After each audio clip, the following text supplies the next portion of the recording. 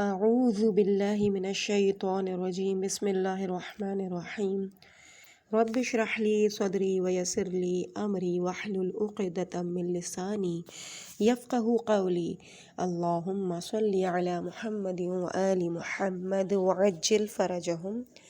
کاشانۂ بصیرت کے انتہائی معزز اور محترم سامعین کرام، السلام علیکم ورحمۃ اللہ وبرکاتہ۔ امید ہے کہ آپ سب خیریت سے ہوں گے۔ میں آپ کی ریڈر زہرا علی آپ سے مخاطب ہوں کتاب غدیر کی جلد نمبر 3 کے ساتھ، اور ہم ریڈنگ کرتے ہوئے الحمدللہ 19ویں پارٹ تک آ چکے ہیں، اور کتاب الوشیعہ فی نقد عقائد الشیعہ کے اوپر بحث چل رہی ہے۔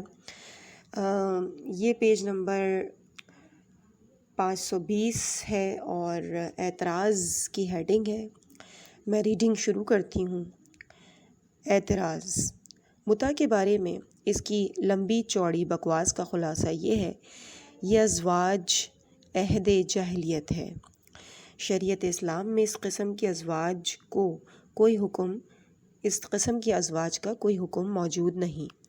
اس کے منسوخ ہونے کا شرعی حکم شرعی کے نسخ کے معنوں میں نہ سمجھنا چاہیے، بلکہ ایک جاہل رسم کو منسوخ کرنے کے معنی میں لینا چاہیے۔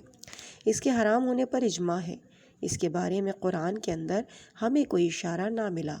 شیعوں کے علاوہ کسی نے بھی نہیں کہا کہ فَمَسْتَعْتُمْ بِهِ مِنْهُمْ فَأْتُوهُنَّ أُجُورَهُنَّ، یعنی تو ان میں سے جس کے ساتھ تم متع کرو تو ان کی اجرتیں جو مقرر ہوں ادا کر دو۔ اسی بارے میں نازل ہوئی ہے۔ نہ کوئی جاہلیت کی پروردہ اس کا دعویٰ کر سکتا ہے، نہ قبول کر سکتا ہے۔ شیعوں کی کتابوں میں اس کی سند امام محمد باقر اور امام جعفر صادق علیہم السلام کی طرف دی گئی، لیکن صحیح تر احتمال یہ ہے کہ اس کی اسناد بناوٹی ہیں، ورنہ امام محمد باقر اور امام جعفر صادق جاہل ہو جائیں گے۔ جواب یہ ہے کہ اسلام اور قرآن کے اوپر پاپ کا سلسلہ رسول اعظم کی تقسیب اور صحابہ و تابعین اور ڈھیر سارے علماء اسلام جو تمام اسلامی فرقوں سے تعلق رکھتے ہیں، انہیں جھٹلانے کی گستاخانہ کوشش میں اپنی بات کو میں 5 حصوں میں تقسیم کر کے بیان کر رہا ہوں۔ نمبر 1، متع قرآن میں۔ یہاں پہ ابتدا میں سورہ نساء کی آیت نمبر 24 کا ریفرنس دیا ہوا ہے۔ آیت کے ساتھ اس کا ترجمہ تحریر ہے، پس جو بھی ان عورتوں سے متع کرے ان کی اجرت انہیں بطور فریضہ دے دے، اور فریضے کے بعد آپس میں رضامندی ہو جائے تو کوئی حرج نہیں، بے شک اللہ علیم بھی ہے اور حکیم بھی ہے۔ اس کی شان نزول میں صرف متع کو بیان کیا گیا ہے، جس کی ذیل تفسیری ماخذ ہیں جن سے پورا اطمینان ہو جاتا ہے، یعنی صحیح بخاری، صحیح مسلم، مسند احمد، تفسیر طبری، احکام القرآن حساس، سنن بہقی، تفسیر بغوی، تفسیر زمخشری، احکام القرآن قاضی، تفسیر قرطبی، تفسیر رازی، شرح صحیح مسلم، تفسیر خازن، تفسیر بیضاوی، تفسیر ابو حیان، تفسیر ابن کثیر، تفسیر سیوطی، تفسیر ابو سعود۔ اور ان تمام کتابوں کے جن کا ریفرنس پیش کیا گیا ہے، ان کے جلد اور صفحہ نمبر کے ساتھ ریفرنسز بھی اس پیج کے آخر میں موجود ہیں۔ آگے علامہ امینی فرماتے ہیں کہ ارباب نظر کی کیا یہ کتابیں اہل سنت کے نزدیک ماخذ اور علم القرآن کا مرجع نہیں؟ کیا یہ علم تفسیر نہیں ہے؟ پھر یہ شخص کہتا ہے کہ کوئی آیت متع کے بارے میں نازل نہیں ہوئی، شیعوں کے علاوہ کسی کتاب میں دیکھا نہیں گیا، اس کی کیا توجیہ اور تاویل کی جائے؟ اس کے بعد دوسری ہیڈنگ ہے اسلام میں متع کی حدود۔ گزشتہ صفحات میں بیان کیا ہے کہ متع کے حدود بیان کیے گئے ہیں۔ جاہلی عہد میں یہ حدود موجود نہ تھے۔ گزشتہ علماء اور آج کے کسی عالم نے بھی یہ بات نہیں کہی کہ متع جاہلی عہد کی پیداوار ہے۔ اس کی حدود مقرر ہونے کے بعد تو اسے جاہلی چیز نہیں کہا جا سکتا۔ اس طرح اس شخص کی ہرزہ سرائی کی کوئی اصل نہیں رہ جاتی۔ بے شمار کتابوں میں اس کے حدود بیان کیے گئے ہیں۔ چند کے نام یہ ہیں: سنن درامی، صحیح مسلم جلد اول، باب متع۔ اس کے علاوہ تفسیر طبری، انہوں نے حدود متع میں عقد، مدت، علیحدگی، بعدس مدت، استبراء اور عدم میراث لکھا ہے۔ احکام القرآن خصاص، یعنی اس میں عقد، اجرت، مدت، عدہ اور عدم میراث ذکر کیا گیا ہے۔ سنن بہقی میں حدود متع سے حدیثیں نقل کی گئی ہیں۔ تفسیر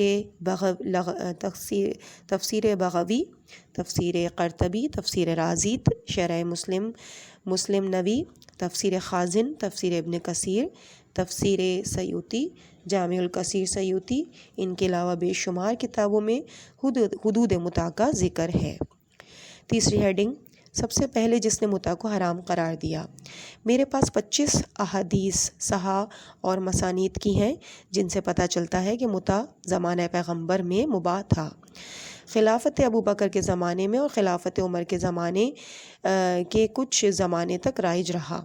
حضرت عمر نے اپنی خلافت کے آخری زمانے میں اس کو حرام قرار دے دیا۔ انہوں نے خود اس کی حقیقت سے اپنے کو متعارف کرایا کہ وہ سب سے پہلے اس کو حرام قرار دینے والے ہیں۔